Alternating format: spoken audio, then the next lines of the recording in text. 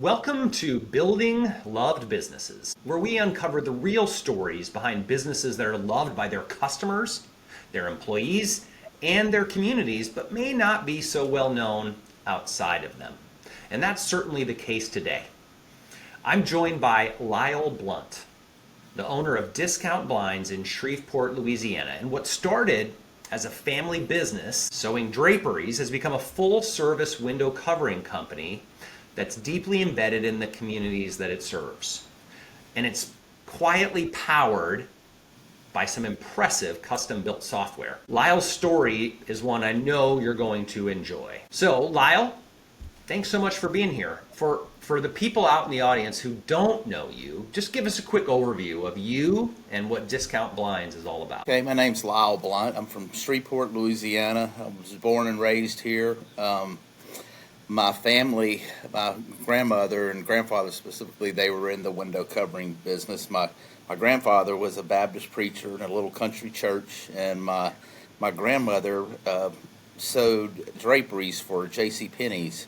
And then later, when they retired, they ended up starting a drapery business and bought into a franchise. And later, I ended up buying that and dropping the franchise. And we made custom draperies and had bolts of fabric and had a workroom. And that's how we got started. So you kind of fell into the business, it sounds like, the family business. When did that happen? That was probably in 1988. Was there ever a time where you thought that you'd be doing something completely different? No, I didn't wake up saying, "Hey, I want to do blinds for a living." It's not something that but it was it's a good business and allows for nice lifestyle, a lot of freedom. It's nice. Yeah. Tell me, what are some lessons you learned from your family as you took over the business? Just to always work. I've come from a family of entrepreneurs where we're all pretty much in business and we work pretty much all the time, but we learn to do that work-life balance. Sometimes you are working at night, but you also get to take off on a Thursday and take a long weekend sometimes too. So there's a balance. A lot of people I only want to cut it off at 5 o'clock, but it doesn't really always work that way when you're a small business. Yeah, not when you're the owner and there's just a few employees, right? That's right. But that's a good thing too. Yeah, it is. Yeah, for sure. What we talked earlier before the show about some of the things you do that customers really love. And you talked about some really personal, kind of high-touch service. And when you go into people's homes, how do you make that feel like service? And how do you come across and bring that personalization? Well, first of all, we usually the customer reaches out to us, and usually it's probably about half of our business is new home construction, so they're in need for window coverings, and we'll schedule an appointment whenever they're convenient to go out to their home, bring samples so we can pick out the product in their home with their paint colors, with their furniture, so they get a good idea of what everything's going to look like. And we measure and we give them the quote and right there on the spot, and then we can set an installation date. And also, if a lot of times people, it's kind of like the last thing on their mind, the window covering. So they're calling us, panicking, saying, "I'm closing tomorrow on my house, and I need window coverings." So we have these paper shades that we go out and we'll put them up so they can move in their home and feel like all their valuables and stuff are being secured and private, where people can't just look in, where they can spend that first night in their new home and have privacy. So that's one of the little extra things that we do to. I like that. Now, there's also some impressive technology behind what you do. In fact, you said you're in the window covering business, so you can be a software developer. Tell me what you mean by that. Well, in 2002, I sold out of the drapery business and decided I was going to go into the internet business. This is when dial-up, when there wasn't right as broadband was starting, and I got into that business and got into developing, and I ended up losing my rear end on it and ended up back in the window covering business. But since got into so much of the developing, when I got back into it, like the industry, they're still faxing orders, and there was just a better way to do that. So I've been working on developing this app that when we go out and to measure, we put the information in the app, because your mistakes happen from when you're actually measuring the window covering to putting it in these information systems, and then it's usually some kind of transpose error or something along the way. But the most accurate way to capture the measurement and get it actually to the manufacturing floor, or using electronic digital interface to send it directly to the robots that are actually cutting the material, tells it exactly what to cut it at, from the point of you got that tape measure on that window until you put it in that app, and then it goes to the manufacturing floor. There's less hands touching it and sort of less mistakes. Yeah. So you've built your own app? Well, we worked on it and we developed it, but now we're working with a team out of the UK, and working on that to develop it out. So it's a big project. Yeah. So what did you learn from your time in the ISP business? And so that's a lot to it. We ended up you're messing with the big boys when you're trying to do a startup again and working with these big bell salves and stuff. So yeah, that small fish in a big pond. I get it. Yes. So, the technology has now fixed it so that I don't get back and go, what did I write, a 7 or a 4? I can't read this. What does it say, right? But what else has the technology allowed you to do that you couldn't before? Like, especially as you think about growing and scaling the business. Well, it's the software allows to be able to franchise or to have company stores, and to be able to manage all that data, all the measurements, be able to order the product.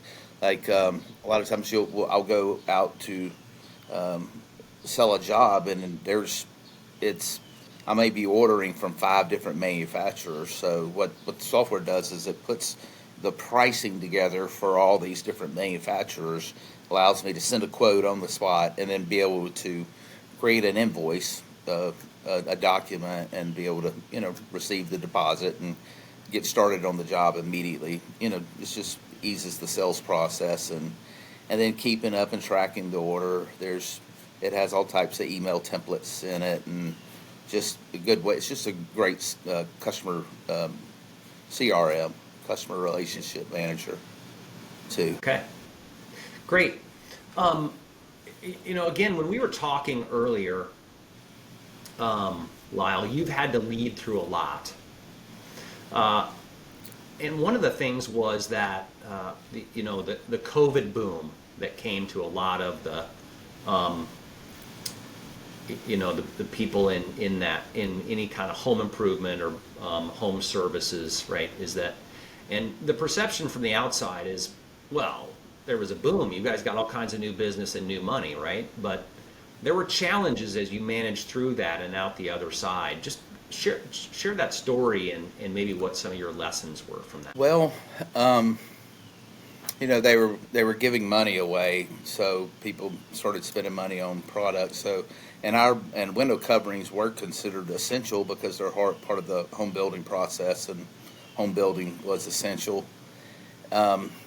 But what kind of happened was that the economy boomed, but as a small business, you got to hire more people. In that short term of that boom, yeah, it was great, but you bring in all this extra overhead for something you don't know. Is it sustainable? Is it not sustainable? And sometimes a smaller business, it's harder for them to let employees go quickly because smaller mom and pop business is more built on relationships. So that was one of the things, as that rapid growth and then having to scale back down to a realistic economy, I guess where we are today. So how big did you get at the peak, and what What is it today? Well, at the peak, I had 9 employees, but at the time we were manufacturing. Um, 2017, they uh, they implemented the tariffs, and then what they did is many of the window covering products are extruded, or the components are extruded or manufactured overseas, and then you bring those components in. And some of the components are made here, some of them are overseas, but you bring them in and then you put it together here in the States. Well, the goal of the tariffs were to create the tariffs on finished goods. So if I was going to order, say, a blind and import it in, but they had actually assembled it overseas, then you pay the full tariffs on it. But if you order the components for it and put it together stateside, then they would exempt those tariffs on those individual components, which was 25% at that time. So that allows you to have those dollars to be able to pay employees to assemble here in America. That's the whole point of the tariffs. But the economy's been so flip-floppy, so when Biden took office in 2021, it's like we have these different regimes and they're just like so they just want to undo what the other one did without any rhyme or reason. So he didn't re-sign the tariffs exemptions, so all these components that we were using to manufacture products in Shreveport, we had to now pay tariffs on it, so it's no longer affordable to assemble here in the States. So now the economy's been kind of weird. I mean, with the new tariffs, it has slowed things down, but I think it's going to take off because smart money kind of knows that on these larger products, they're just holding off and saying, I don't need that right now. And they'll buy down the road, but they know we're in the middle of a trade war and we have to get these tariff exemptions and stuff worked out so we can have some fair trade. And you see manufacturing again as part of your future once we come through this. I do. I believe that I do work with a lot of businesses, and a lot of them are bringing back manufacturing. I know one compressor manufacturer here in Louisiana. They're bringing their operation that they had outsourced to Mexico back to Louisiana. This morning, a guy that owns a lot of funeral homes around here, he was saying that there's a casket company that manufactures caskets in New Orleans is bringing their operation back to manufacturing more of their caskets here. So it's working. It's going to take it some time, but if Americans want the jobs, that's the thing. And so you really see kind of, I don't know, what do you call it, a domestic micro manufacturing boom? Yeah, I do. I think it could be that. And the cool thing about the software is that a lot of these software systems for manufacturing are very expensive to get and to get it set up and stuff. But now things are getting more affordable. So now it's allowing like a small cabinet shop or any type of product that you purchase that it has to be put together for you. In anything like that now with software can be, a lot of it can be automated, the processes, and also it allows smaller manufacturers to scale, basically, where it would have been so expensive before. And also with 3D printing and all that, there's a lot that there's ways of creating prototypes of things with 3D printers to figure out. So yeah, I think we can move into a real time of innovation. And what do you think that will mean for the future of discount blinds? Hopefully we'll crank up start really manufacturing again and try to capture at least some of our regional market, and start doing more work with local designers and just start scaling out. I do work for a major home builder. They're like the 9th largest in the nation, and I service them in North Louisiana. So it allows us to scale and possibly offer products to their network on a larger scale too with that software. So you service them with your current line of business, or with manufacturing?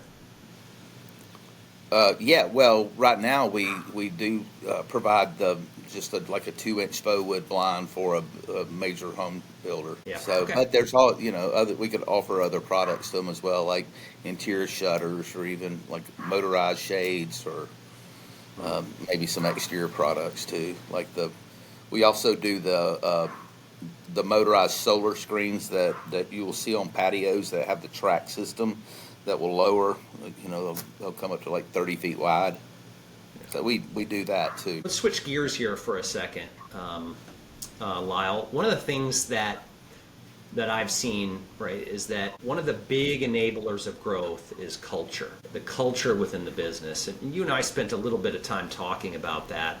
What does culture mean in discount blinds, and how have you seen it shift maybe since COVID? Well, through COVID, there was a lot of people just would use every opportunity not to work. So it's I think everybody's on slow motion now since COVID. It's like there's been a lowering of productivity. I just think in general, I think it kind of it just brought everything down as far as productivity. I think we all just sat around and for too long. It was hard to get moving again. Those are hard habits to break, right? If Right. if we're paying people not to work, right? It doesn't take long. They say, what does it take to build a new habit? 90 days, right? And if we're sending people home for months and months, well, new habits build up. Right. There's so much creativity happens when you're around other people and playing off of each other, and it's you don't get the same feeling from a Zoom call of personal interaction. There's energy going back and forth when you're that human contact back and forth. So, how do you think about culture then within Discount Blinds? How are you trying to shape it and improve it? What do you do? Now everyone just with the software, it kind of has everybody lined out what they're supposed to do. It has task lists. Okay, this is what you do next. So the software itself kind of helps manage your employees, and most of us like that freedom to be able to kind of manage ourselves. So we're trying to have meetings once a week, and we kind of are trying to follow the EOS system, which I believe is a good system. I'm not a pro at it, but it definitely helps to identify issues and walk through them, and it not where you're really helping each other to be better and figure out where each other's strengths are. Have you learned and adapted EOS on your own? Excuse me? Have you learned and adapted the EOS on your own? Yes. Yeah. Yeah. We have. We did have a trainer come in for a day and work through us with us, and but it was my late wife was the one that was really into it, because she had implemented in another business that she was managing, and it really helped them. It was a bowling alley with a lot of different businesses, so she loved the program. Okay. While we're on EOS, I know you said you're more of a visionary than a manager, right? When it comes to your leadership style, how do you, as the business owner, right? Because you get to wear in your business, you get to wear both of those hats, whether you like them or not. How do you balance those roles? Kind of, I'll just one day I'll be the visionary, the next day I'll be the producer. It's kind of wherever I'm feeling motivated. Reading through the EOS system, there's very few people that can actually be both. It's like 5% something that can be. Was it in the EOS? You've got the visionary, and then you've got the integrator. Integrator, right? The integrator, and the integrator it's a different personality type, really. Yes. Yeah, it's pretty rare that they both exist in the same person, but in small businesses, a lot of times that owner CEO has to play both roles, You do. and the CFO and the salesperson and right, all kinds of stuff. But since we're talking about the visionary, what do you see? What's your vision for Discount Blinds over the next 3 years? In the next 3 years, I would like to build up our manufacturing and our wholesale products, and also build out our retail.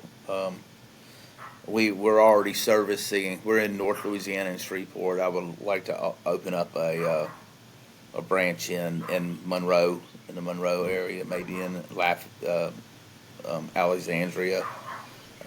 Just kind of begin to spread out a little bit, and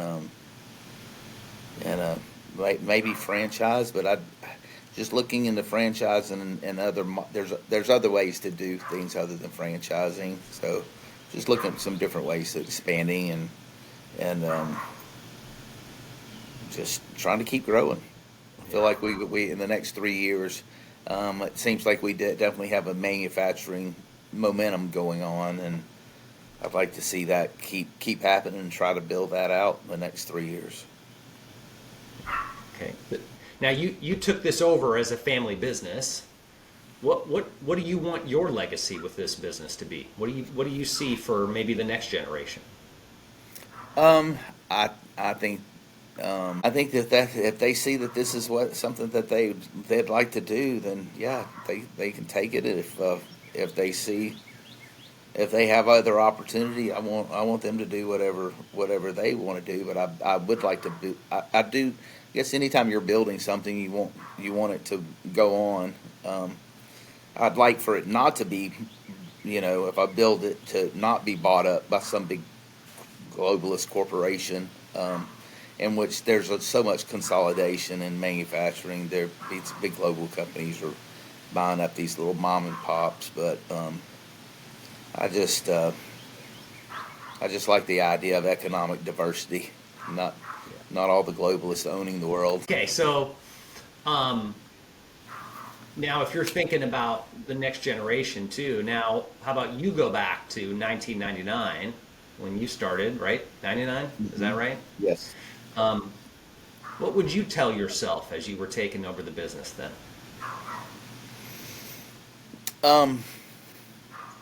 I should have taken it a little bit more. I should have probably tried to build it sooner, other than just I kept it small for a long time, and which that's good too. That's the great thing about the window covering business. You can keep it small, and at that time when I had it small, I had my kids, and so I was able to bring them to school and pick them up from school and stuff. So I guess it served its purpose. So I don't know if I'd do anything different or not, because it served me well through different stages of my life. Yeah. But looking back, you maybe wish you had pushed the pedal down a little bit more. Yeah, I do. I wish I would have seen the opportunity, and I guess whenever I'm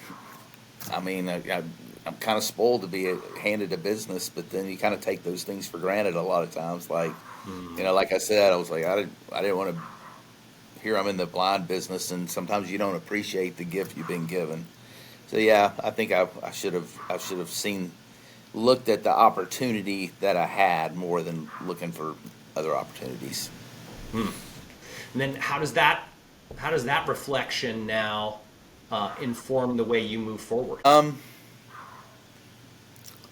gonna just keep building on this, and I'm probably gonna.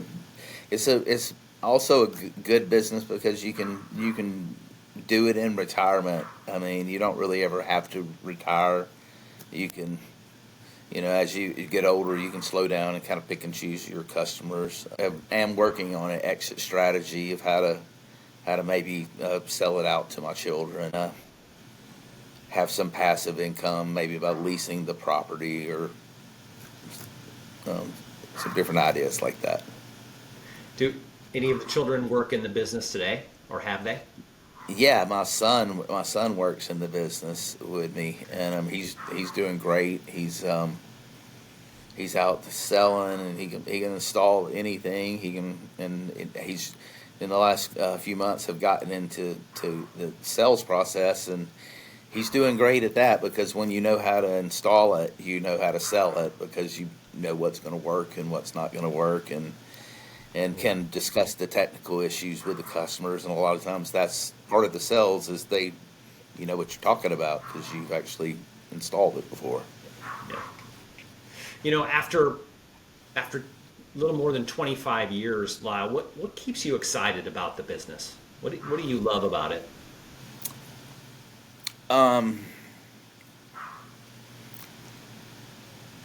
It's it's it's always nice to get a sale. I don't know, you just get a little rush when you make a sale.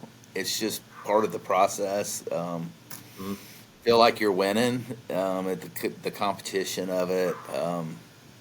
And then a lot of it is that I don't think there's anything you can walk into someone's home and do that completely transforms their house. If I'm putting in like interior shutters and I walk in and all of a sudden now I've got shutters on all the windows in a day, that house, everything looks completely different. Or you put in, you know, motorized shades in their living room and you hit a button and they go down. It's just, it's a lot of wow factor, and you get to see a lot of happy customers that are really excited whenever you install. And so that's a lot of it. It's the excitement of the sales and the excitement of that happy customer being so excited when it's all done. That's why we have hundreds of 5-star reviews. They're all organic, and they all are real live customers with real experiences, and we're able to get those reviews because we make them happy. It's great. Well, Lyle, I really appreciate you sharing your story. Um, you know, that hearing about your journey and what you've got planned for the future. You know, we really appreciate you taking the time to talk about how you're building your loved business. So thanks for being on the show. Great, I appreciate it. This has been a great experience. Well, good. And to everyone listening, if you liked this episode, just like Lyle was talking about, leave us a review. Share it with a business owner who needs some encouragement, and subscribe on your favorite streaming service for more conversations just like this one. This has been Building Loved Businesses. I'm Nathan Schock. See you next time. Thank you.